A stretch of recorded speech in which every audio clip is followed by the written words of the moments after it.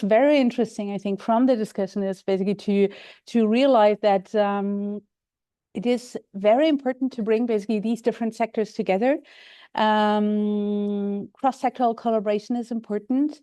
Really having in mind that the energy system serves basically these demands and energy demands, but also that by working together and really looking from the demand side, we might actually design energy systems that are different than thinking the energy system if we think about energy as a commodity and as a supply and not really as a service provided for driving economic industrial activities, but also obviously health, education, and so on.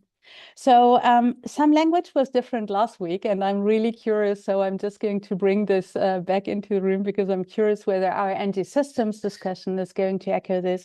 We heard a lot last week about cross-sectoral collaboration, hubs and corridors, but also quite some attention to governance and the question also which ministries are actually our counterparts when we're thinking about building a renewable-based economy. Now, so this event today is going to focus more specifically on the energy system. And obviously, when we're looking at the energy system, we clearly see that from the demand side, there is different energy uses. We also see that there's a trend in electrification.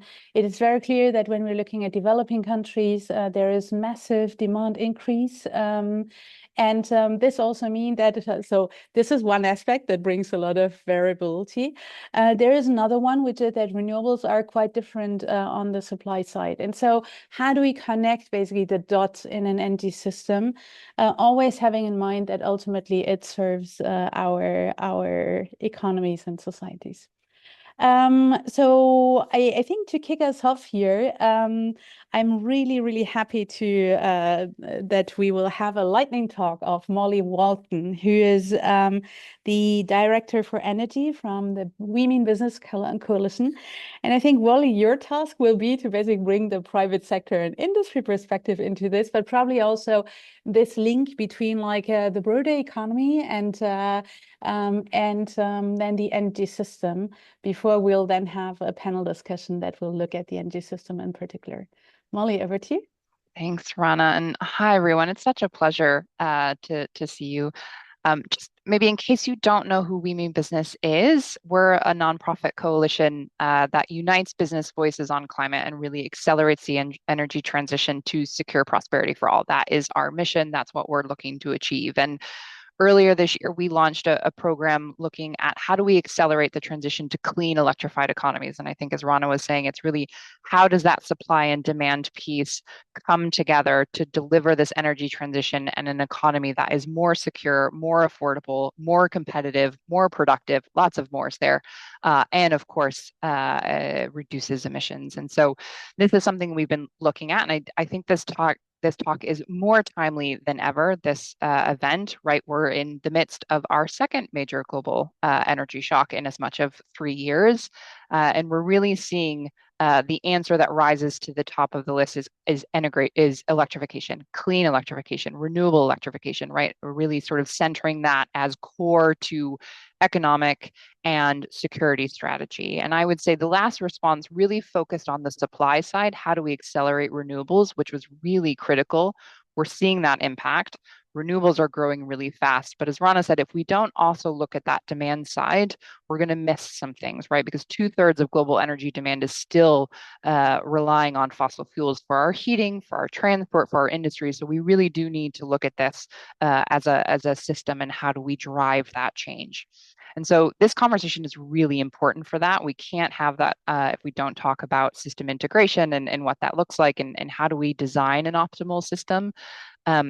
Renewables are so important for delivering this, but they can't do it alone. And I think, until we electrify our homes and transport and buildings, we're going to remain tethered to very volatile fossil fuels.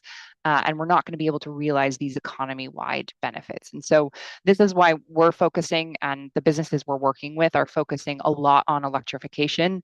They're very keen and they know they want that renewable-based system. We did some polling last year, which across 15 countries and 1,500 business executives who very clearly said they want their governments to move to renewables-based electricity systems. 97% of them, 50% of them said that they would actually move their operations if their governments didn't do that.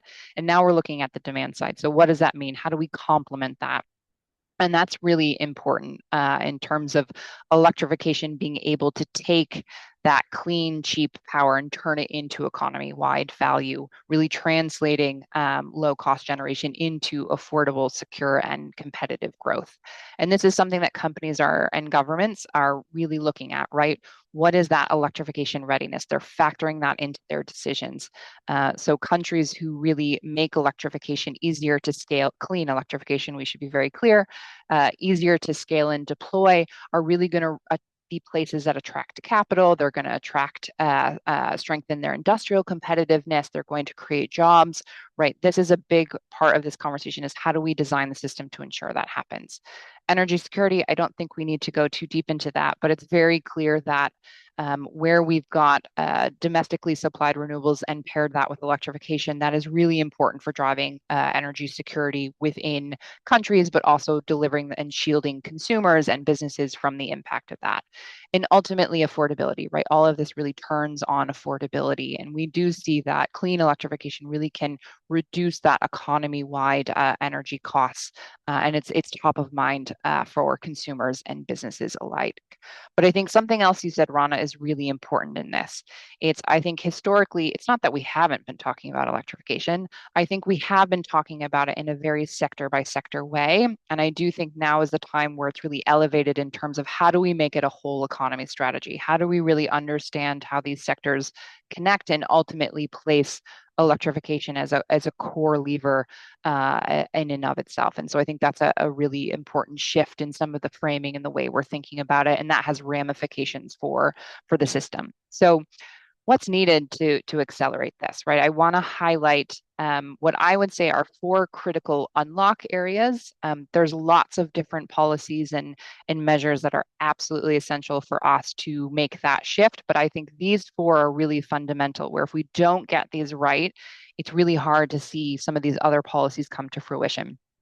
And I think we'll unpick some of these a little bit today, or at least hopefully. So the first one I would say is realigning financial incentives and taxation to support clean electricity, renewables, and electrification, right? We know that that is a critical issue. We're not seeing necessarily the low-cost renewables always translate into bills, and that's problematic. That is going to stymie people who want to shift to electrification. At the same time, we're seeing electric technologies, often by no fault of their own, are more expensive than their fossil counterparts. So how do we change that? That is a system design question, right? Electricity prices are not high because electricity is expensive. It's because we've designed the system around fossil fuels. And so if we can really look at targeted financial incentives around tax measures, subsidies, grants, rebates, that can really help lower the cost of these, the upfront cost of these technologies and make them more viable for consumers and businesses. But then we also need to make electricity competitive. That's absolutely critical. We know electricity is core for our economic growth, but we need to make it competitive, and we need to remove the structural disadvantages that are making it disadvantageous compared to fossil fuels. The second big piece is we really need to ensure that electricity markets are rewarding clean, flexible supply and demand, right? This is really imperative. Systems that do that will lower costs, lower price volatility. They're going to accelerate renewable integration and really create new revenue opportunities for consumers and businesses. So that's the second major unlock that I would say. The third one is, and probably unsurprising, but grids, right? Everyone is talking about grids, but grids is really that essential piece connecting the supply and demand. It is something that we know we need to make investments in, but we need to invest in modern electricity systems and the enabling infrastructure if we're going to realize this accelerated transition. This means expanding and upgrading grids. It means investing in the grids we already have with grid enhancing technologies. It means taking better advantage of digitalization of electricity electricity distribution networks to make sure that we're really enhancing flexibility, resiliency, integrating renewables better. All of these things are really essential. And then the last one I would say is really we need to streamline permitting and grid connection processes, right? We need to enable faster deployment and delivery of renewable energy projects, of electrification infrastructure, of energy storage, of grid infrastructure. All of these things are really critical for stimulating that demand, making sure that supply is connecting in and creating that balance. And so when we kind of talk with businesses, when we looked across the ecosystem, when we did some analysis, these were some of the 4 areas that were absolutely essential if we were going to realize this transition. And so at the end of the day, we find this to be really the time is now to do that. We think that countries that do act very decisively to accelerate clean electrification are going to position themselves at that forefront of the next energy economy, one that is based on renewable electricity. It will support economic development, and it's going to also support people-centered growth. And so we think it's really important that we start having those conversations on how do we ensure that. We also see risks to that, right? Those who delay in doing that, we see risks of locking in higher costs, greater exposure to fossil fuel volatility. Those crises will continue to happen, and then really declining competitiveness. So we are really keen and very looking forward to this conversation on what does it take to really accelerate to clean electrified economies, and looking forward to hear what the panelists are going to say to that end. So that's what I wanted to say, and thanks for the invitation. Thank you so much, Molly. And maybe you stay there very quickly because I would have like one follow-up question for you before we're going to the panel. And I mean, you spoke about the electrification of the energy sectors and how we also need to prepare the market, and that you basically need, again, price signals from the supply side. Very often, we're also aware that there is a whole automotive industry, for instance, behind it, etc., and that there are other transformations that need to happen. And from some of the project developers on the renewable side, we often hear we don't have enough demand and off takers. Yeah. So, and then we partly end up in a chicken and egg problem of not enough supply, not enough demand. So from your view and basically your members and surveys, what are some of the key levers to address this? I think it's such a critical question. And I think what's fascinating about it is that dynamic looks slightly different depending on the market you're in. You're definitely seeing in Europe that lack of demand is really creating prices, and that's problematic. In some places in Asia, the demand is running ahead of clean supply. And so I think first, I would say, is we need to look market by market and really understand those dynamics. I think the second piece of it is, and you're doing this here, and I think we're looking to do that, is how do we bring together businesses and actors across the electrification value chain to have those conversations, right? I think too often we're talking in our own camps. We've got a renewable camp, and we've got a transport camp, and maybe we've got a process heat camp. But I think, as you said, if we're going to tackle and make sure that we're really balancing the supply and demand question, we do need to bring those actors together to have the hard conversations around what's needed to make sure we've got that balance. So I'd say it's bringing together those voices across the value chain. And the last piece of that is really, and again, kudos to you all for putting this together. It's thinking about the system differently, right? It's more if we look at electrification as a holistic economy-wide strategy, what does that mean in terms of how we design our systems, the prioritization of policies that we put in place, maybe where we need to pull back on certain levers or accelerate. And so I think it does change the way that you have that conversation if you're moving away from just a pure supply conversation or a demand, and two, you're thinking about electrification holistically and not what does the transport sector need, what does industry need? Because then I think you also start to realize some of those cross linkages in terms of how the sectors can also intersect and enable one another. So that's what I would say around that conversation. Excellent. Thank you so much, Molly. And looking forward to basically contribute with this event and also with your, thanks a lot for sharing this, because it echoes very much like some of the blind spots, I guess, but also key levers we identify, because it's very clear that many things are happening. So I'm curious to hear what our panelists are going to say now from the NG system side. Thanks, Molly. I'll come back to you later, I think. And to now continue basically into the next segment, I'm happy to basically introduce my panelists here. And I would also like to use this as an opportunity to highlight that we are organizing this event in collaboration with IEEFA, so the Institute for Energy Economics and Financial Analysis, and the LDES Council, so Long Duration Energy Storage Council, both of them members of RENdez-vous. And so I'm happy to invite from IEEFA Saloni Sachdeva Michael, lead energy specialist from the India Clean Energy Transition. Hello, Saloni. Thanks for joining. Mahika Sri Krishna, Senior Manager and Research Analysis from the Long Duration Energy Storage Council. Mahika, welcome. Hi, Rana. And Jen Xiao, who is basically energy storage technology expert at the Global Energy Interconnection Research Institute, and will be able to share some of the Chinese experiences, I think, but much more also, you see, like all your international experiences. So thanks a lot to all for joining. And I think like maybe I start with you actually, Saloni, because you're looking very much at some of the interface between the system and the economy and the markets, also with a specific focus, I think, so you could share some of the India experience here. I guess like you have heard Molly's introductions, maybe a general reflection on this, but then also more specifically, if you could basically share some of the India experiences and how, for instance, demand side management tool, looking very much at the demand side, can also change the way we are shaping our energy systems, but also bring basically allow for having renewable-based energy systems. Sure. Thank you so much, Rana, and it's my pleasure to be here.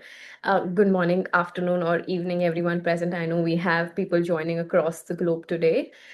Quick introduction, I'm Saloni Sachdeva, lead energy specialist at IEEFA, and people who don't know IEEFA, which is Institute for Energy Economics and Financial Analysis, we are a global energy finance think tank that works at an intersection of policy analysis, market trends, and economic research, with the broader goal to accelerate electricity transition. I think Molly already talked about these words, to make it more secure, more affordable, and more sustainable.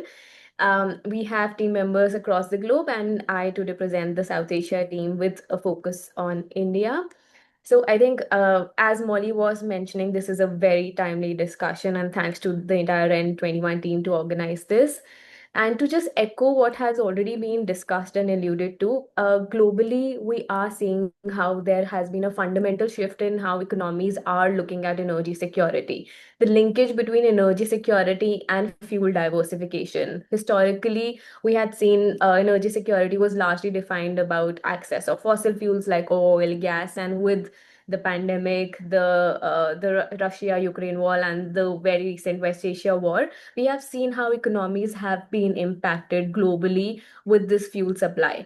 And then the entire role and need for electrification has been emerging, and electricity is being emerging as a new fuel for this economic activity.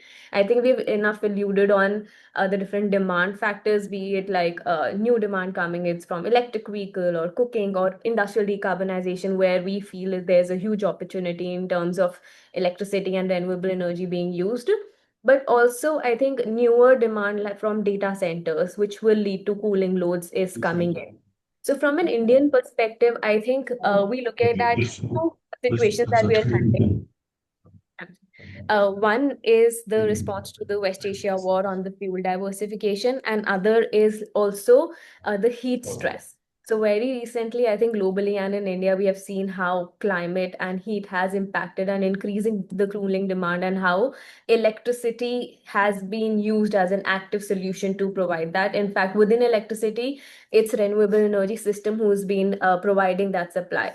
To just give you a high level number, India reached its total power capacity of 532 gigawatts as of March 2026, and at least two-thirds or one-third of it, around 53% was coming from renewable. So total of non-fossil fuel source contribution was 283 gigawatts, which is commendable, and that led to India ranking third globally in terms of renewable energy installed capacity. But I think the bigger question that we have now is, and globally the conversation has shifted from just addition of renewable energy capacity to actual how do we integrate and absorb it within the grid ecosystem. And their solutions like demand side management, role of storage comes in. But in order to make the economic sense of utilizing storage or demand side management, I think we'll have to look at deeper in terms of how the peak demand variation happens in each and every country. I can quickly quote an example of India. For example, we reached a peak demand of 256 gigawatt as of 26th April, and this was a 9% increase from the peak demand last year in April. So we are seeing two kind of variation. One, in India, the quantum of the demand is increasing, and second, the time is also shifting. Earlier, we saw peaks in June and July, and this year we're seeing in April and May. So what happens is, even if the solar energy is available, it is available during solar hours, which are like from 9 till 3, 4 p.m. So even if there's a peak demand that comes in the morning hours, that can be met through solar energy. But because of the increasing heat variation, there's another peak that comes in evening, which is around like 9 p.m. And we don't have, what is happening is, at least in India, we are going back to higher costly thermal supply to meet that peak. And there the role of solar plus storage becomes even more evident. And hence, in terms of system integration and what kind of actions are taken, we need a lot of active deployment of more storage technology, and this can be varied. I know Mahika will talk more about it, but it can be varied in terms of battery energy storage or pumped hydro storage. I don't think so there's a need to stick to one. There are multiple solutions based on the kind of resource you want to pull in. So that is one active area that I feel is very important. Second area that I would like to emphasize, and that Rana, you also alluded to, is on demand side management. So since we know that there is a lot of solar available during the peak solar hours, there is an opportunity to shift that behavioral consumption pattern and move your high intensity heavy loads during the solar hours. And that can only happen if the incentive is given to consumers to move their demand. So hence, India has been actively focusing on solar aligned tariffs, where there is a difference between solar peak tariff versus non-peak tariff. A few states in India have come up with those policies recently, but implementation is something which is in progress. So I feel in terms of demand side management, that behavioral shift in terms of moving the loads towards the non-solar will be very crucial. I have a few other points on decentralized and other, but maybe I'll just pause here for now. Yeah. No, that's excellent. Especially you had such a great leeway to Mahika. But before doing so, I think I'll just, you said lots of super interesting things. What I think is what I'll highlight is this part of shifting from solar peak or low tariffs, you see, to solar aligned tariffs. Even language wise, it does already guide us in a repositioning of what is a priority aspect to take into account, right? And to super interesting. And also, Mahika, before coming to you, I am really sorry. I need to also highlight that GEIRI is also a co-organizer of the event, because I completely forgot this. And colleagues from GEIRI, apologies for this.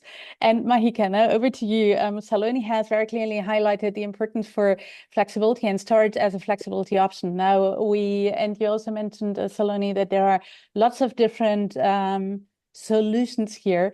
From LDES, you're specifically looking also at the long duration energy storage, right? And not the 24-hour storage. So it would be interesting to hear your thoughts on the role of storage, but then also, I think, because sometimes we hear from policymakers, oh, we need to put storage everywhere. And we also know that depending on the energy systems, the storage needs can also be optimized, right? Because this is also investment resources, environmental footprint, and so on. So over to you, if you could share some of your thoughts.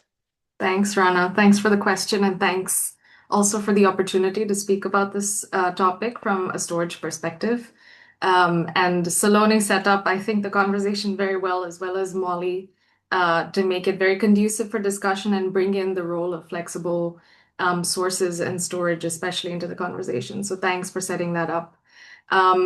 I do think that the next phase of the energy transition is obviously not just about scaling renewables, as what was probably discussed in the last session, but redesigning economies and energy systems in order to use this renewable energy effectively. And as Molly very correctly said, making sure markets are rewarding these clean and flexible technologies.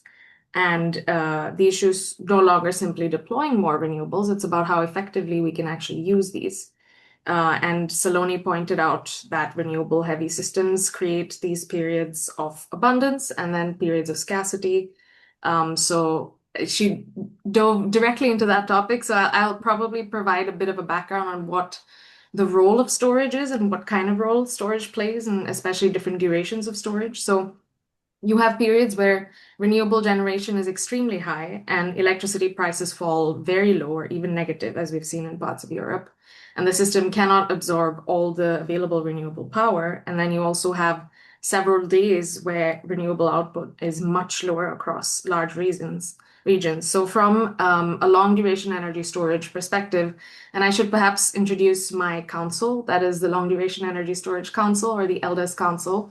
We're a trade association that represents technologies that we're trying to develop a market for, storage technologies that can discharge energy for a duration of 8 hours and up.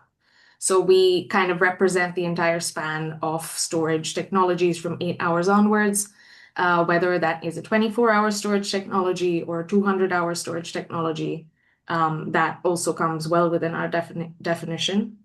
So when we talk about flexibility, we immediately think about batteries or short duration batteries, but flexibility it's broader than that. It includes grids, it includes interconnections, it includes, as Saloni pointed out, demand side management. It includes sector coupling and digital optimization, and it includes storage of what we believe is important, is all different durations. So there's not a one-size-fits-all solution when it comes to storage. And storage is really part of coordinating amongst these different solutions, and it helps align when renewable electricity is obviously generated with when different parts of the economy actually need to use this energy, right? And that is especially interesting for industrial demand and for thermal energy systems, which I'm happy to dig into a little bit further in this conversation, perhaps, where storage can create flexibility without disrupting operations themselves. And there is definitely a place even for shorter duration storage, because now, for example, short duration batteries do a very good job with things like frequency response and fast balancing and shifting. The example that Saloni gave us of intraday solar generation from midday to evening peaks, which is the trouble that India is facing in some parts at the moment. But once renewable penetration rises even further, systems are going to start facing all kinds of longer duration events that span longer than a period of 24 hours. So you have multi-day low wind periods, you have prolonged periods where the sun's not shining, and you have seasonal imbalances, all sorts of extreme weather events that we're experiencing when we're supposed to be experiencing spring at this time of the year.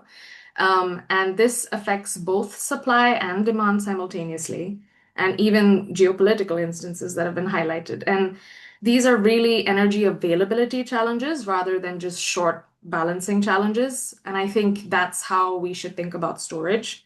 It's not just a backup technology or a balancing tool. It is kind of integral to energy infrastructure. And I think economies need to start thinking about investing in longer duration storage now in order to keep up with how things are emerging in terms of longer duration weather-related events.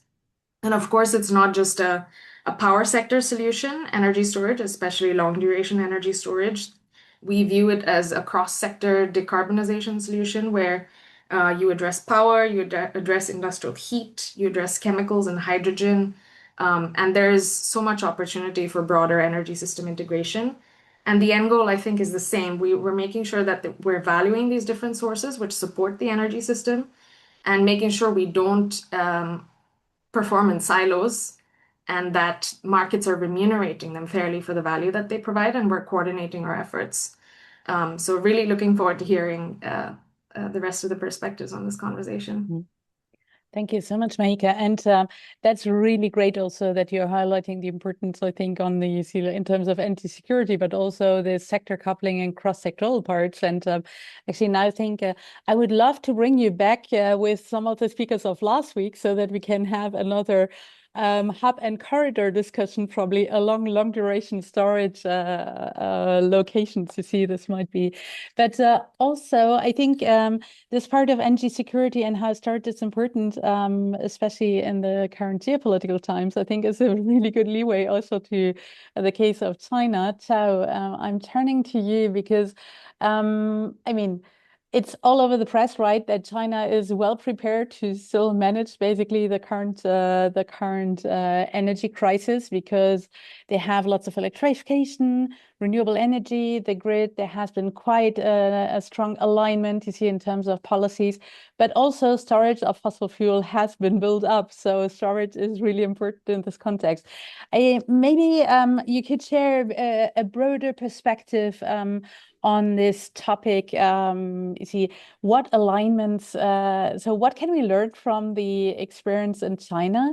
All over, you see, building on what you have heard on building the renewable-based economy and the link to the energy system. But then more specifically, when we're looking at the energy system, what are the most critical system planning changes that we need to address if we want to move to a renewable-based energy system that delivers effective energy services and drives and powers our economies and industries? Yeah, thank you very much. Thank you. So yeah, so first of all, so thank you for inviting me to this event, and so it's a pleasure. So yeah, thank you for giving me the opportunity to share our point of views on this matter.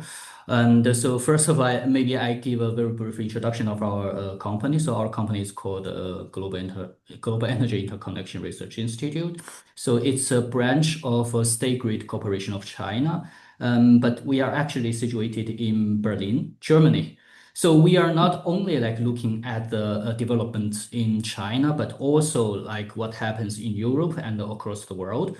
So I would say what I would share is not, of course, a lot of things would be like based in China, but actually, so we also look what happens in the world and see maybe the development and the trend in the world. So because in our research institute, specifically in our department, we work on energy storage, and I think coincidentally, I think what I'm going to talk about is very similar to Mahika just talked about actually. So, but to make everything clear, so because I have to, so in our I would say in our institute, or maybe in our this department, so we categorize like different energy storages in kind of a little bit different from what Mahika just said, because there's no like a clear definition. So one man's short duration can be another one's maybe long duration. So in our case, so we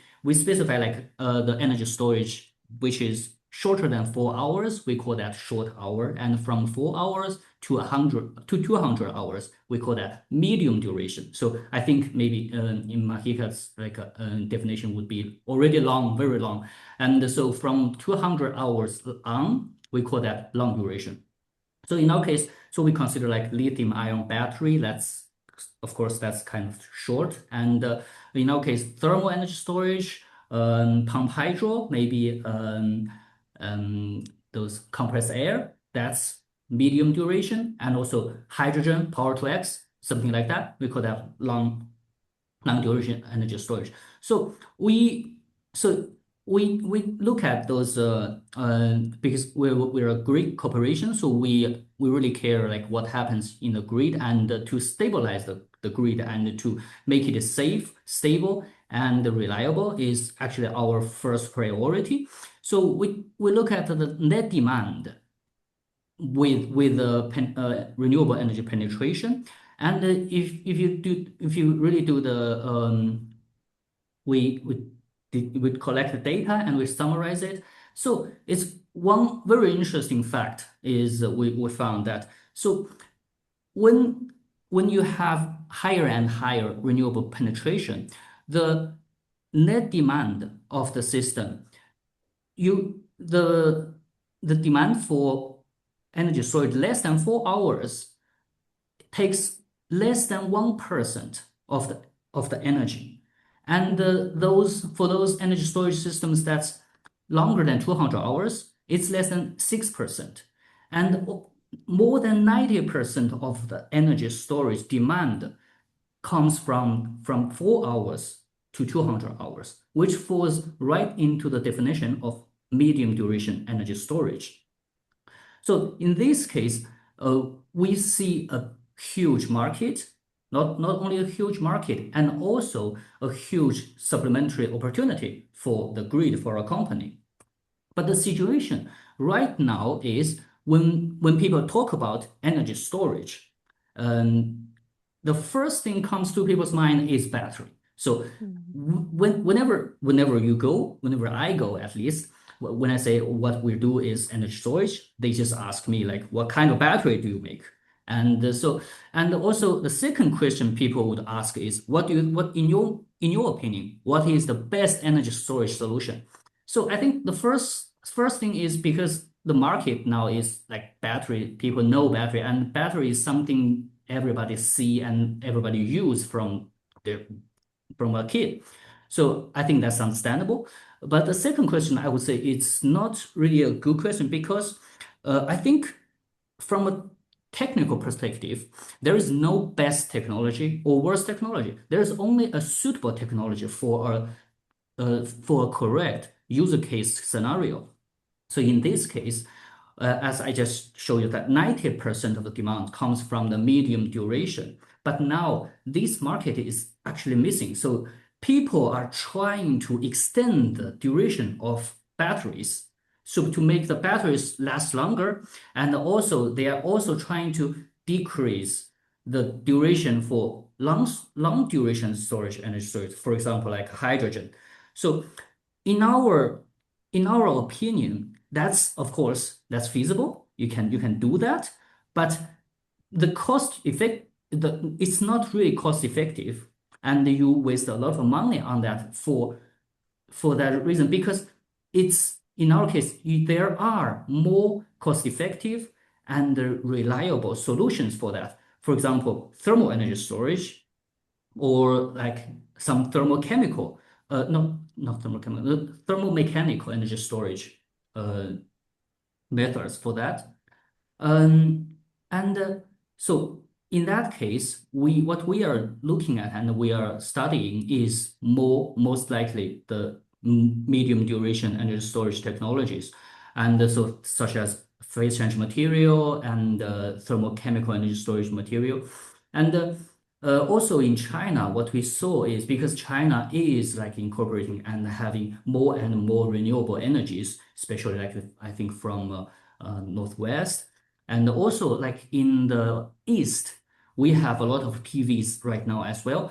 And so recent years we had sometimes because we had too much renewable energies in some regions, there caused quite some stress in the grid. So the energy storage is essential. And so what we think is it's not a problem that can be solved only by batteries. And I think my opinion is not like only our company's opinion, because we read like one report from Bloomberg. They just mentioned that in 2026, annual addition of long duration energy storage in their definition, the long duration is more than 6 hours. So it's going to quadruple. And also, like from where Makika is, so the LDES Council and McKinsey company, they also have a report. And so by 2014, it stores like more than 10% of energy consumed. So in our case, and also because we are a Third big chair. company, we don't only, sorry. Yes, yes. So if you can come to the end so that we can have another, because I would like to have some follow-up questions on the, Right. yeah. Yeah, no problem. So I'm gonna end quite Yeah. soon. So in our opinion, so we are because we in our we're as a Greek company, so we don't only like store energy, like store energy as electricity and use it as electricity. Because if we zoom out from system perspective, so even if we store energy in the form of heat and use it as heat, we actually increase the stability of the grid and also help the grid. So that's what we see. And in China, so there are a lot of developments there. Like now, because I think there is one gravity energy storage system in Jiangsu province. I was there. It's not commissioned yet, I think, but there are a lot of like trials in China, I think, in big scales. Okay, thank you very much. Thank you for giving me Thank you so much, Joe, opportunity. and thanks for sharing this. And I'll be honest with you, I'm not a storage expert, so I did not expect that we would end up here. But listening to you as a non-storage expert, you see, like, I actually think, like, wow, there is a key lever, and we are highlighting a blind spot here that basically storage is not what many people think, but that storage is probably also an interesting entry point to cross-sectoral strategies and sector coupling. I think this is probably something interesting to you see for follow-up discussions. But since we're here now, I would actually like to hear maybe from Mahika, because you also spoke about this. You see the sector coupling part.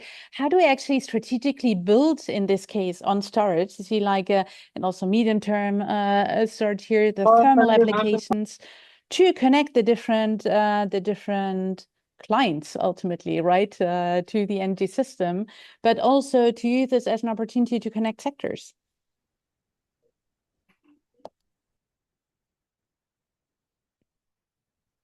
Absolutely. Thanks, Rana, for that. And I think Dr. Chow and I are probably reinforcing each other's points quite a bit.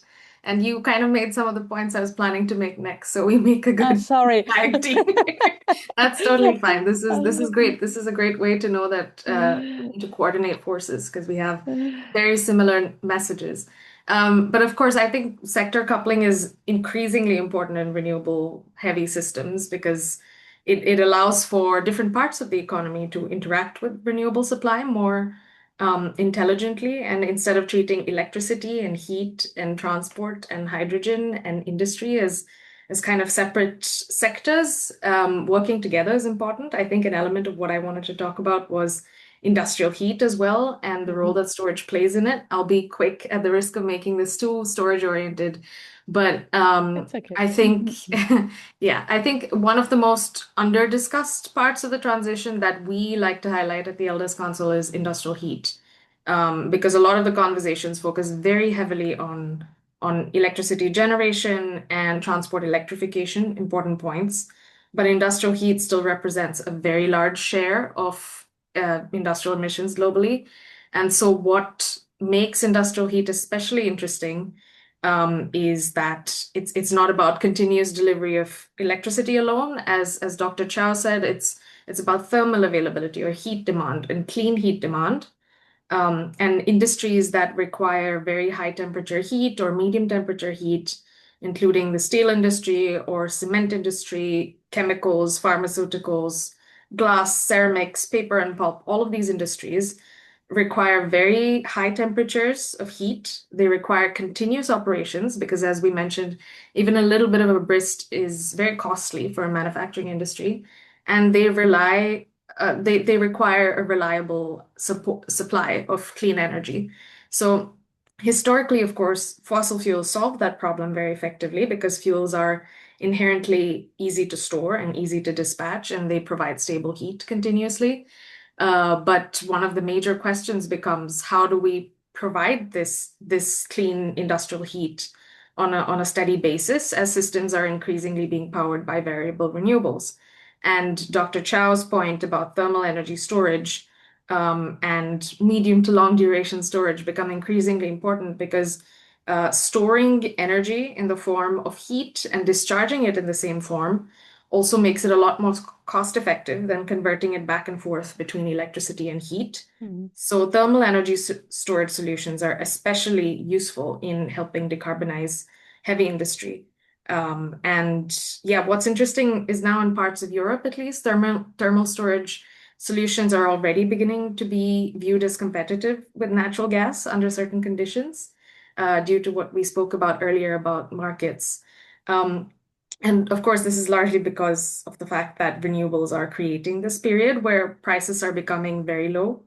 So these are solutions that exist, storage solutions that exist. They're being deployed, and they're being developed at a massive pace, especially in countries like China, which I had the pleasure of visiting last month. So I could tell that the scale and size of which projects are being developed and the coordination between markets and policy and government and the various sectors is there's many lessons to learn from the Chinese example. So I think it's important to make it aware that solutions exist that can help the transition and to decarbonize and electrify industry at a much faster pace than what we're probably aware of.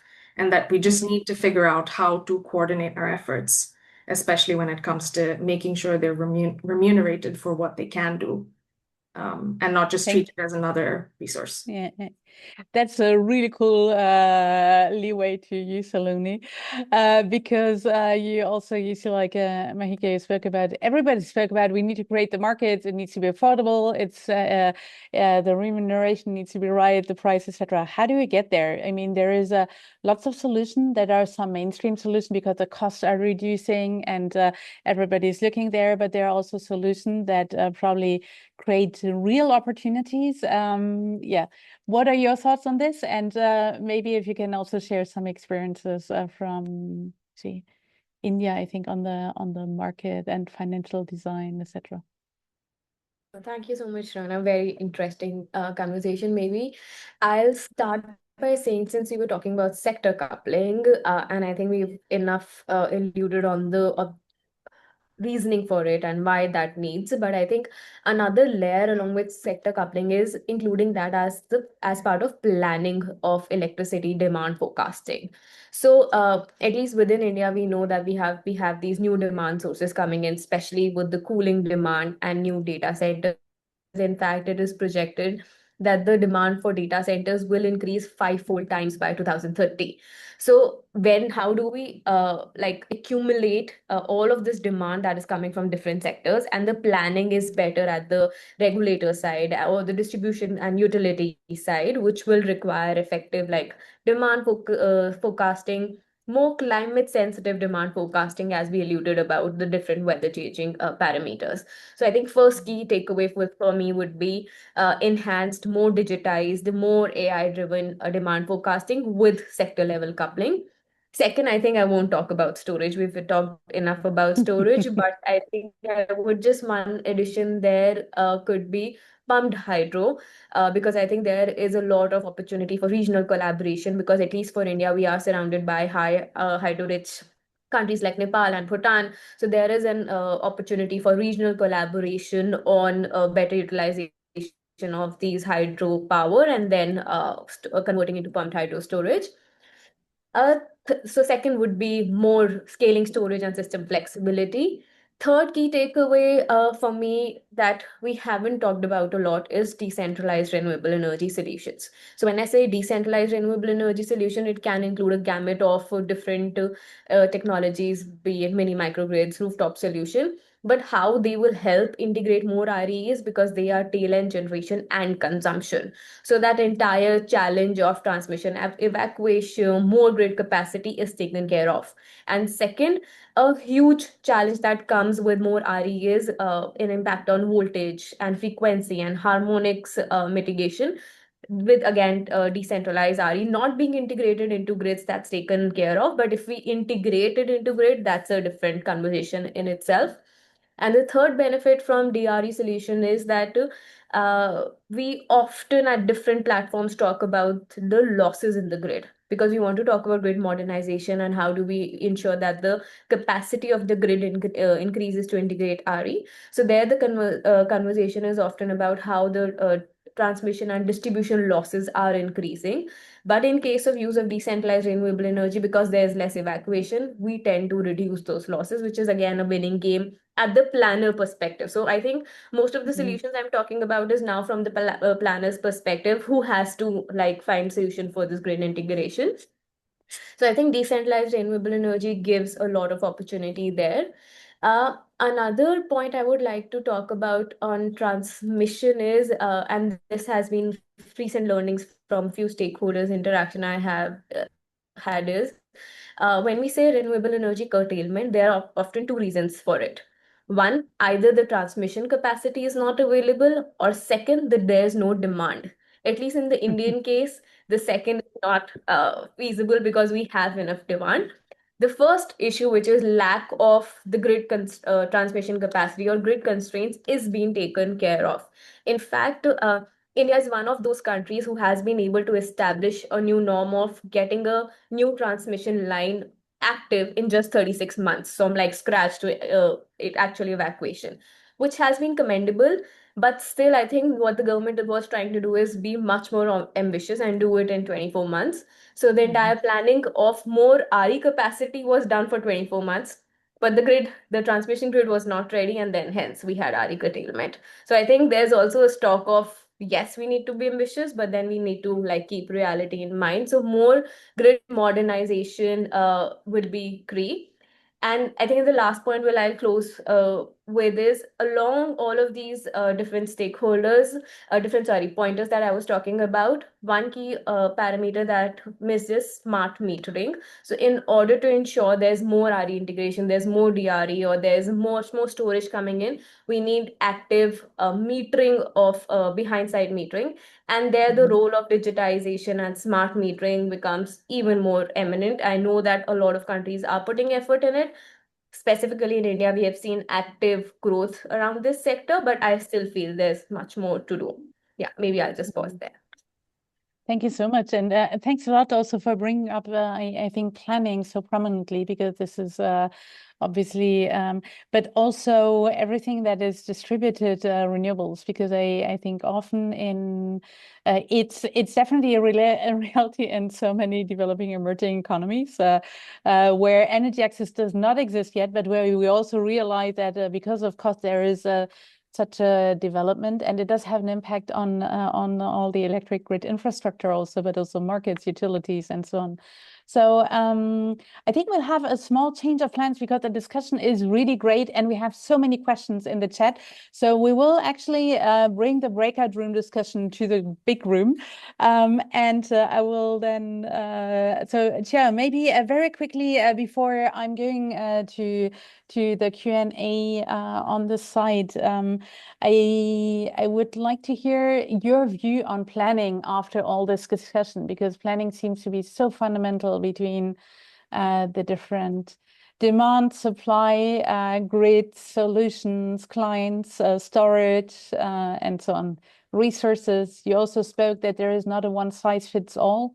Is there any good guidance, good learning on how to have an effective planning approach?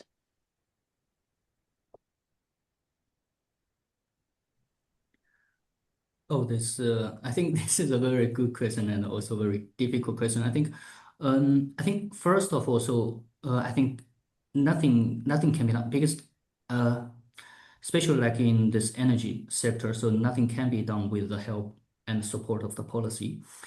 With the correct policy. And the second thing I think so in our case, we, as I just mentioned, so there is not a single best solution for everything. So we have to deploy the correct solution at the correct place and for the correct use. So because other than that, there might cause some bubbles, and people might just over planning and over utilizing it. And maybe at the very beginning, it looks very good and it looks like everything is like blooming. But after some time, there will be some feedback. There will be some very bad things happen. So what in our point of view, we just have to like do everything step by step. And That's kind of the downside, I would say. Yeah, not to be too aggressive. Okay. Thank you. Maybe Rana, can I come in on that? Because I think Yes, one I was perspective.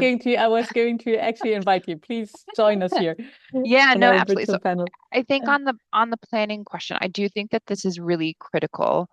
I do feel a little bit that sometimes the planning processes are a bit outdated or they aren't keeping up with how rapid the system is changing. And I do think we're seeing some of that stress from, and I was shocked that we got to, I don't know how far into the conversation and we didn't talk about data centers. Bravo to this group. I feel like that comes up everywhere. But I do think there's an element of just more continuous understanding of how the load is changing to make sure that we're designing, especially utilities, are reacting in a way that's aligned with some of this change. I think someone else had brought up, we also need to make sure energy efficiency is coming in to help manage some of that load and reduce that load. But I think the other point that I wanted to say is I also think it's really important to bring business into these planning conversations and make sure that there is that understanding with the regulators, with the utilities in terms of what businesses' plans are, because I think then we can find some of these efficiencies. We can make sure that those sort of trajectories and that what we're making our plans based on are actually rooted in some of the data of the industries that are working across these communities. So I do think that's sometimes forgotten or just not necessarily prioritized, but I do think it's quite important just to make sure we're having some of this match in terms of trajectory and what we're planning for. Thank you so much, Molly. And I think this also maybe sharing here some of our learning from Rent and Run side through the members and also the whole renewable-based economy work is that actually we end up in an integrated demand-led energy system planning, but also in economic planning, right? And in free market logic, basically, or deregulation logic, economic market planning sounds scary for some players, but the reality is it is an anticipation of what disruptive technologies do you have, trends, relocalization of businesses, and so on. I mean, there are so many things, and also the strategies and so yeah, I think it's really important to highlight the importance of having those players around the table and planning processes. I am Molly. Maybe before going to the questions, I would like to hear you, like after having heard the panel here, maybe your thoughts, but also I mean we're part of the RE100 advisory group. Lots of attention and sometimes not so easy approaches to renewable heat. Also, heat was brought up a lot in the discussion. So yeah, general thoughts and maybe specifically industrial heat. Yeah, no, sure. Where to start? Goodness. I would say that all of the things that are raised here are things that we're having conversations with the business about. Again, I think these are very tangible and real for business because that impacts sort of their competitiveness and their ability to kind of be within communities. So again, I think there's great. I think that's fantastic because I also think it means that businesses are plugged into some of this. And I think they can really be a solution partner on some of this beyond just as technology providers, but I think really on that demand side of integrating and understanding the role that they can play within building out these systems and what that looks like. Heat is, it doesn't get as much love as it should. I'm going to be honest. I really feel like that is the next kind of frontier is renewable heat and really trying to understand how do we drive renewable heat. And I think there's some really interesting pilots going on, particularly at the industrial park level around renewable heat.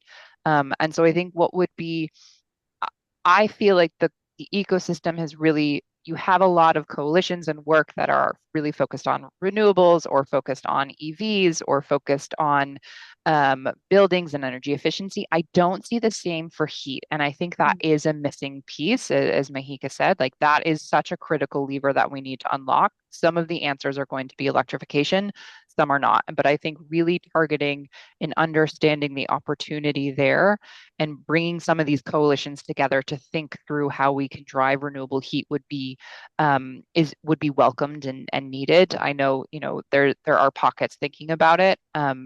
But that's also where I think collating some of the interesting studies of what's being done, right? We were talking about distributed renewables, we were talking about batteries. I mean, all of that, I think industrial parks are a really interesting microcosm of how some of this is playing out. about and how they're looking to create sort of an integrated system that's a bit contained to drive decarbonization and reduce costs. So I think it would also be interesting to pull out some of those examples and learnings and see how do we scale some of that to a bigger level and really make sure that we're addressing the renewable heat question. So maybe that's, I think one of the questions was, what do we want this group to take away? I think it would be, let's focus on renewable heat and really figure out how to tackle this critical area. Thank you so much, Molly. So I'll turn to the questions here in the chat. I think there was one question on the connection between renewables and hydrogen, and also Saloni, I know that you will need to leave. And we would be curious to hear your final thoughts before you're leaving. So when you need to leave, just wave your hand, and I'll give you the floor. Okay. So who would like to take this question on renewable and hydrogen? So how does hydrogen energy storage interface with renewable energies? Mahika, is this something for you or Chao? Sure. I'm unfortunately not able to see the exact question. Otherwise, I would be happy to talk about it from an energy storage perspective, but yes, because there is only, it's like, how does hydrogen energy storage interface with renewable energies? Hydrogen energy storage. Okay. So yeah, I think I talked about it briefly, and also I think I saw a question, is hydrogen storage a feasible solution? That's probably another question that we hear quite a bit. So I think, and also probably Dr. Chow will have a very similar position. We are very much under the, I guess we follow the kind of narrative that no single technology is going to solve any duration challenge, and future systems will need a portfolio of different flexibility solutions. Hydrogen storage is certainly an option. Even short duration batteries are extremely effective at what they do. But once systems start facing these multi-day renewable shortfalls, we're going to need long duration and what we call ultra long duration flexibility. So technologies such as pumped hydro and hydrogen storage all become a part of the conversation. And hydrogen is especially interesting because of its potential for seasonal storage. And the density of hydrogen is a major advantage, and the duration for which it can store. So yeah, this is very important to us, hydrogen storage for seasonal balancing, for industrial energy supply, for long duration backup, and supporting systems with very high renewable penetration. But like Dr. Chow said, we recognize that not every solution might be the optimal solution depending on the application, because there's technical performances that matter, things like conversion losses, effectivity, whether it's deployable to whatever the use case it is that you require it to be. So energy storage really is about matching the right storage technology to the right use case and the right system need. So yeah, it's a very feasible solution. Okay, thank you so much, Maika. Saloni, over to you. I see your, yes. Thank you so much, Rana and the entire team. I think a big congratulations to the entire organizer for this excellent discussion. I think I will just end by saying that I feel that we are in a very happy situation. I know 3 years back when I used to participate in these conversations and actively working in the solar and wind industry, it was all about how do we accelerate renewable energy, how do we increase the deployment. But I think we have surpassed that, and now we're talking about integration. So I feel that's a great achievement, and we have a good problem in our hands, and definitely 2 to 3 years down the lane, we will be then talking. We still are, but we will talking about more around the raw material of supply chain. How do we ensure that the critical minerals are there for solar panels and everything? So I am leaving with a very enriched conversation here, and I look forward to more discussions in the future. I've added my email ID in the comment box, so anyone please feel free if you have any follow-up questions. And thank you so much, Rana and the team, for this opportunity. Yeah, thank you so much. And thanks also for this positive note in sometimes challenging times, right? Speaking about integration is a happy moment, so that's really great. I'll keep this quote. And thanks a lot, Saloni, for joining. Bye. So over to some of the questions. there was a grid stability question, inertia and frequency, how renewables can address this issue. Are there other options besides flywheels? Is this something you can talk to? Otherwise, we're very happy to, if this is not the case, we'll certainly find some players in the network who can get back to you, Sergio. I'm looking at other questions. I'd be happy to quickly answer it, but I don't Yes. want to Yeah, turn go this ahead, into a very Mahika. Please, please. storage-focused No, that's okay. webinar. You know No, what? just It's a like, minute. go ahead. No, we'd love to talk about it from a storage perspective that, you know, a lot of different solutions, and Dr. Chow can probably attest, can already perform these services, so frequency response and different types of grid stability services. And it's not exclusive to just short duration batteries. There's a lot of mechanical solutions that can, in fact, perform frequency response, provide grid stability services, voltage fluctuation services, blackout start capabilities. So yeah, storage comes in all shapes and sizes and indeed has the ability to provide different, I suppose, services and participate in different markets. So hope that answers your question. Thank you. I have a follow-up question for you, Mahika, coming from Afrisa. What are most effective financing strategies to support LDES deployment? As we know, LDES projects typically require high upfront capital investment, while current electricity markets and to incentive and short medium-term duration storage through mechanism as PCAS and spot markets. Only a limited number of countries currently provide offtake agreements for long-term revenue, certainly for LDES projects. Yes. Any thoughts on this?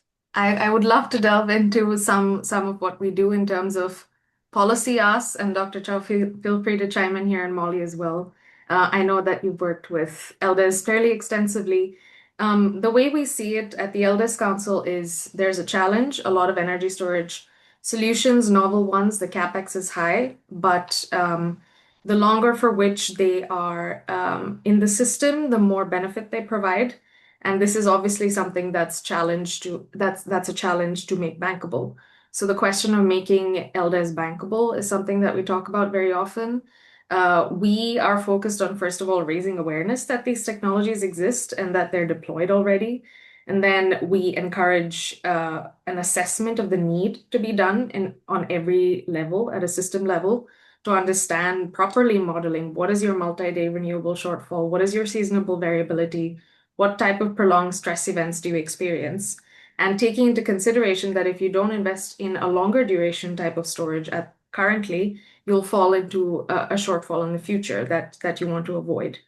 Thirdly, we suggest that different authorities, public authorities, stakeholders set targets, because if countries are setting ambitious renewables targets, they also need corresponding flexibility targets and storage targets. And now we know that the EU has their flexibility assessments, but we also want to make sure that they're modeling for scenarios where there's prolonged periods where they don't have where their renewable supply shortfall. So there's that.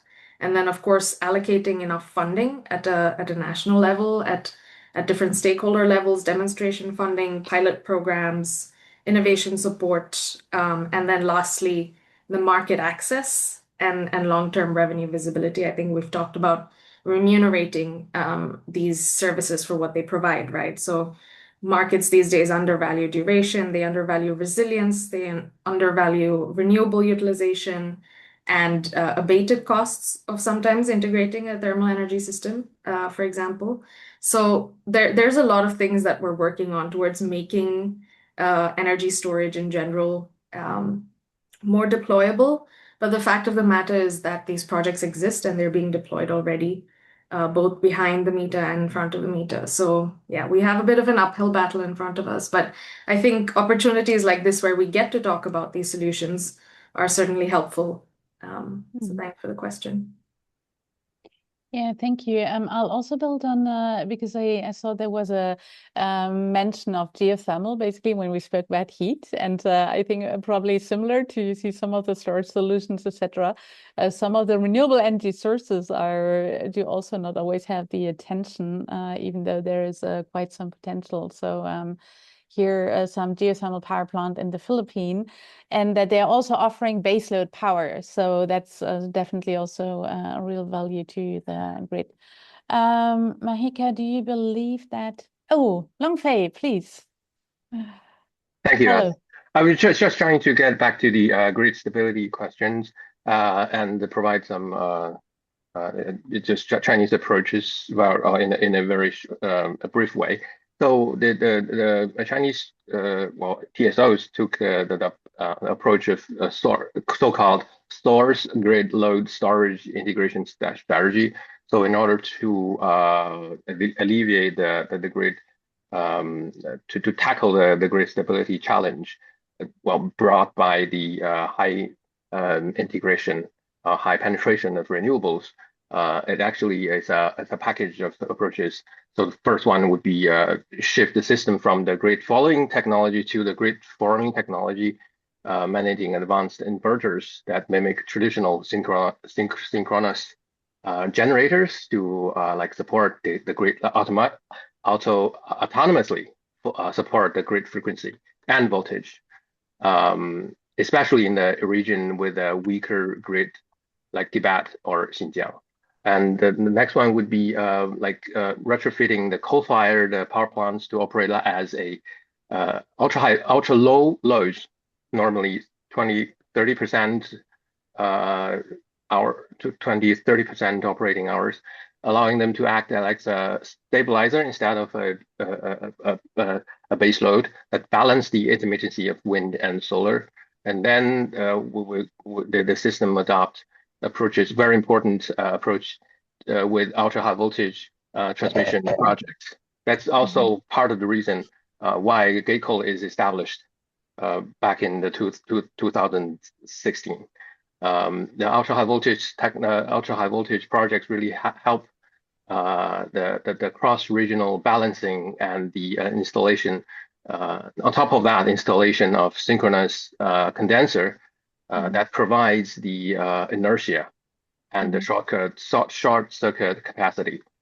And then of course the storage system and pump. Well, China really take advantage of the pump up hydro. That this is one of the best and the very cost effective way of energy storage in at a grid level. So and there are also market approaches like trying to open up the ancillary service market. China is still trying to do that, but there are approaches, examples worldwide, like in Australia, Japan, America, and Europe, of course, to open up the ancillary service system market, but to different levels. And they definitely help the system from the market mechanism to have more resource to support the grid stability. And then the ancillary service market also gives a opportunity to the virtual power plants technology and demand side management technologies. So that's just a very brief some bullet points. And I actually very much agree with the Dr. Chow. There's no silver bullet to solve everything with one energy storage technology, and we need to like tailor different technology to different case of scenarios and to think at a systematic level. That's just my 5 cents. Thank you. Thank you so much, Longfei, for sharing these insights and experiences. And I think like my quick takeaway is like lots of solutions do exist. They need to be made visible. We can learn from it, and connecting our knowledge and insights together is, I think Rosie wrote, working together is better or something like this in this sense. So fully echo this. I guess like cross-sectoral collaboration, regional collaboration, especially when we're speaking about grids. So thank you very much to all of you for sharing your insights, and I'm sure these discussions are going to continue. So Molly had to leave, and I'm just going to give both of you, Ciao and Mahika, a very quick moment to close before closing the session and bring Marilyn. Oh, Purva is going to close from EFS side. Please. No, if Mike and Dr. Chow wants to come with a quick comment, then Sure, thanks. I think I learned a lot today. So thank you very much for the opportunity. I think we're all trying to target the same solution here. So making sure that we're coordinating our efforts is certainly one way of doing it. So this has been a really useful discussion, and I've learned a lot. So thanks for the opportunity. Thank you so much, Mahika. Ciao. Thank you very much. Thank you, everyone. I think today is a very, it's very nice. It's very good experience, and also I'm very happy to be here to share our point of views and to learn from everybody. And also, it's always nice to know that you are not fighting alone. There are people like working on the same frontier with you. Yeah, thank you very much.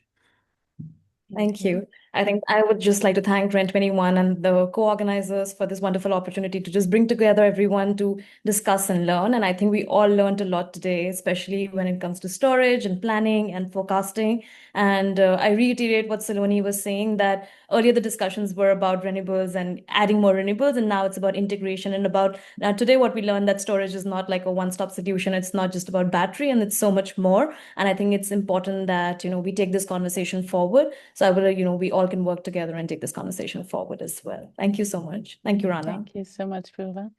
And Langfei.